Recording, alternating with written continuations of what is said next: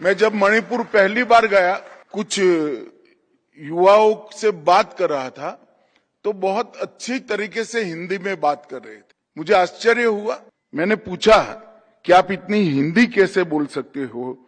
उन्होंने हेमम नीलमणि सिंह का नाम दिया। उन्होंने भाषाई एकता के लिए पूरा जीवन काम किया। मैं पार्टी का अध्यक्ष था तब। पूरे उत्तर पूर्व का 31 दिन तक मैंने दौरा किया था नॉर्थ ईस्ट का, और नॉर्थ ईस्ट को उस दृष्टि से देखने का प्रयास किया था जो आजादी के संग्राम के वक्त वहां के नेतृत्व ने देश को देखने के लिए किया था। और आज 1944 में नेताजी के आह्वान से प्रेरित होकर आजाद हिंद फौज में शामिल हुए। उस जमाने में 3,000 रुपया बहुत बड़ी राशि मानी जाती थी।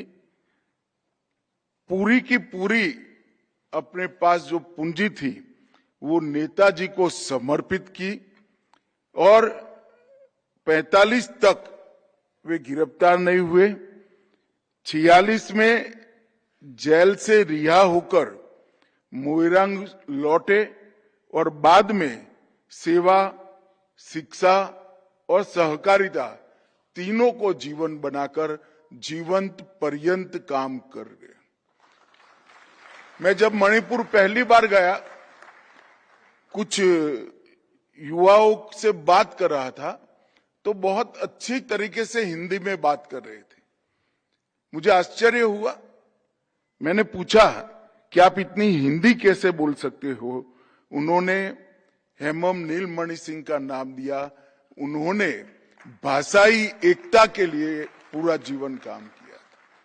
और आज मैं मानता हूं कि उनके जीवन को इतने बड़े फोरम के अंदर, देश के इतने बड़े बड़े लोगों के बीच में याद कर कर एक उचित ही सम्मान हेमम नीलमणि सिंह का किया गया है। मैं जब मणिपुर पहली बार गया, कुछ युवाओं से बात कर रहा था, तो बहुत अच्छी तरीके से हिंदी में बात कर रहे थे। मुझे आश्चर्य हुआ। मैंने पूछा कि आप इतनी हिंदी कैसे बोल सकते हो? उन्होंने हेमम नीलमणि सिंह का नाम दिया। उन्होंने भाषाई एकता के लिए पूरा जीवन काम किया। मैं पार्टी का अध्यक्ष था तब। पूरे उत्तर पूर्व का 31 दिन तक मैंने दौरा किया था नॉर्थ ईस्ट का, और नॉर्थ ईस्ट को उस दृष्टि से देखने का प्रयास किया था जो आजादी के संग्राम के वक्त वहां के नेतृत्व ने देश को देखने के लिए किया था। और आज 1944 में नेताजी के आह्वान से प्रेरित होकर आजाद हिंद फौज में शामिल हुए।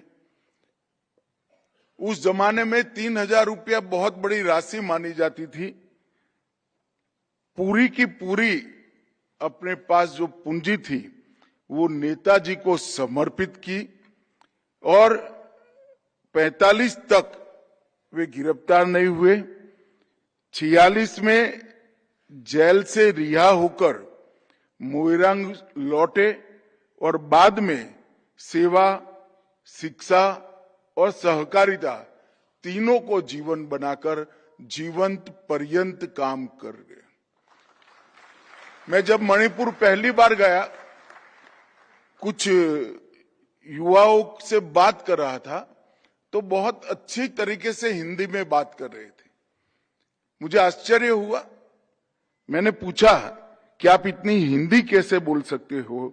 उन्होंने हेमम नीलमणि सिंह का नाम दिया। उन्होंने भाषाई एकता के लिए पूरा जीवन काम किया।